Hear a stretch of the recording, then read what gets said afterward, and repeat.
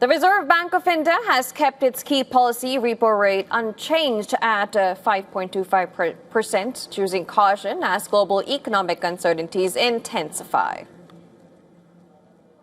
The MPC voted unanimously to keep the policy repo rate under the LAF unchanged at 5.25%. Consequently, the STF rate remains at 5% and the MSF rate and the bank rate at 5.5%. The MPC also decided to continue with the neutral stance.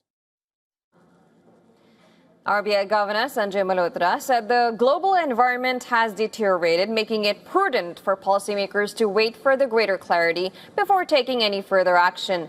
The decision was largely in line with market expectations, with nearly 80% of economists surveyed anticipating a pause.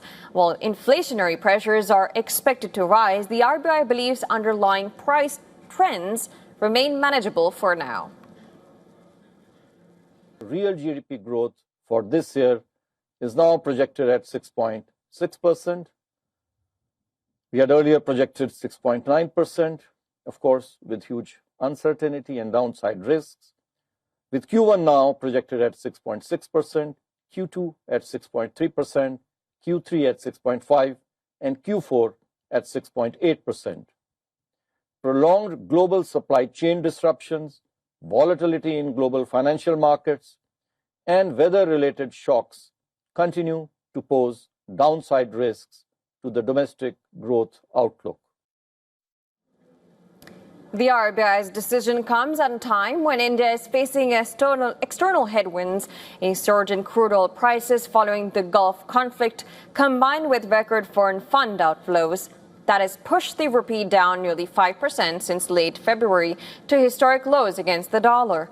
While some analysts had called for higher interest rates to support the currency, especially as several regional central banks, including those in Indonesia, the Philippines, and Sri Lanka, have recently tightened policy.